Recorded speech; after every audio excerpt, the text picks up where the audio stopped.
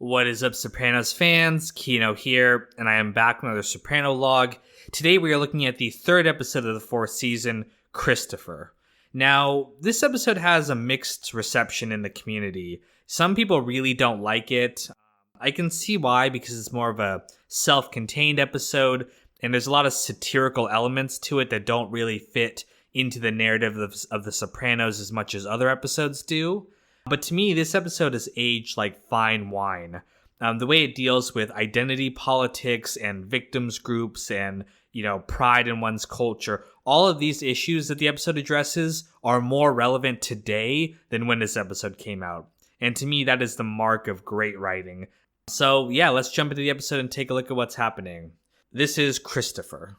The episode opens with the guys reading about Native Americans wanting to protest the Christopher Columbus Day celebration coming up. As Italians, they have a lot of pride in Christopher Columbus, some of it probably misplaced. I don't think they really know too much about history or Columbus or anything like that, but the fact that he's Italian and they identify with him, they view it as an attack on themselves. And Silvio in particular is really upset by this, and he wants to take action to stop the protests. So these guys go down to where they're protesting in the park. They try to break things up, but it ends up in a brawl. Patsy and some others end up getting arrested, and they lose face down there.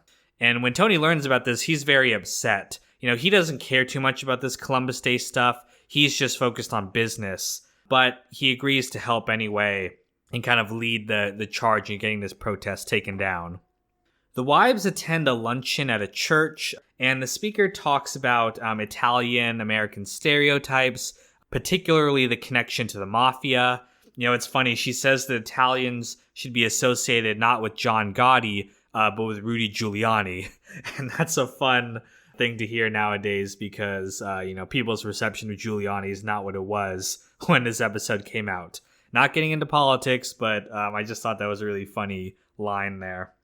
But Carmela takes it as an insult, all this mafia talk, and she actually sends Gabby to go talk to Father Phil and chew him out. She doesn't say it directly, but you can see from her look that, she's telling Gabby to go do something because she felt insulted. And we can see that Carmela really is the leader of these group of wives. Rosalie even opens the door for her when they're getting into the car, which I thought was very strange, but I guess just the fact that Carmela is married to the boss means that she's now the queen bee among these Italian-American wives. But after the luncheon, we learn that Karen, who's Bobby's wife, died in a car accident. Now, Bobby is absolutely devastated by this. He loved his wife. He's actually the only one in the New Jersey crew who didn't have a side piece, who wasn't cheating on his wife. And that's just because he's this incredibly sweet, loving husband. And the women, agree to help Bobby out by bringing him food. So they take turns every night bringing food over to the house so he doesn't have to worry about feeding his kids. Meanwhile, Ralph goes to talk with the leader of the Native American protests, Del Redclay.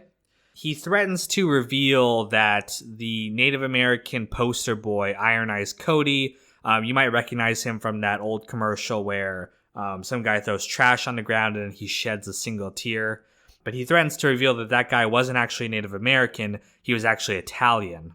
When this doesn't work, they talk with this guy, Chief Doug Smith. He's the leader of a group of Mohawk Indians, and he owns a casino. And the really funny thing about this guy is that he's obviously a white guy. He says that his grandmother's mother was 1/4 Mohawk, which means that he's only like 1/32th Indian. But he's using that as a connection to basically be able to legally, run these casinos on Indian land. Classic, funny trope of, white people claiming just one very small percentage of being Native American, which was really funny. But they talk to him and ask him to see what he can do about, stopping these protests.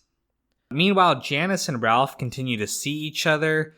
There's this really disgusting scene where Janice is sticking a dildo up Ralph's ass and pretending that he's like a prostitute for her. Oh, God, it's disgusting to even think about. But that's what Ralph is into. He's a sick degenerate. Eventually, Ralph breaks up with Rosalie. completely insane to leave a woman like Rosalie for a woman like Janice, but still, he's into his sexual proclivities. And so now he's able to, be with Janice full time. Janice goes over to bring food to Bobby, and then when she sees him, she sees just how much of a devoted husband he is and how pure a soul he was. And this gets her really thinking about her relationship with Ralph. She talks to her psychiatrist, and even though the psychiatrist seems like kind of like the last psychiatrist we saw, a liberal nut job, she actually gives some pretty solid advice to Janice, which is, you need to leave this toxic man and, find someone who truly loves you. So, she tells her to, gently break up with Ralph, but Janice being Janice, instead of doing that, she just pushes him down some stairs and kicks him out. So she ends that relationship toxically as well. But meanwhile, Paulie calls Johnny Sack and he tells him about the joke. He does it on purpose because he's trying to create conflict with Ralph, who he hates. John's pissed off at Ralph. He doesn't want to talk with him. John also gets information about Tony's real estate investment that he made from inside knowledge from Ron Zellman. And the Lupertazis argue that because they share Zellman, they are owed some of the money that Tony made from that property. So Tony agrees to do this, but he's really pissed off, and he knows now that there's a leak in his family, and it's costing him money. So he's really upset by that.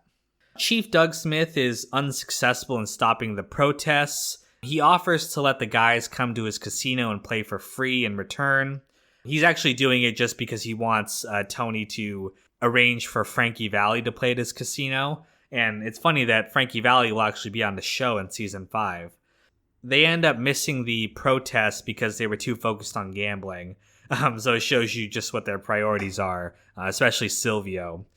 And at the end of the episode, as they're driving back, Tony has this great speech. It's a little muddled. He doesn't really know what he's talking about. He's talking about Gary Cooper, as he always does, the strong, silent type. But to me, his ending speech about identity and pride and, not taking pride in one's culture, but instead in oneself and your own accomplishments, that rang true to me when I watched it so long ago. And that's the part to me that, still rings true to this day, which is that we need to stop focusing so much on our past, our history, and instead take pride in our own personal accomplishments instead of our group identity.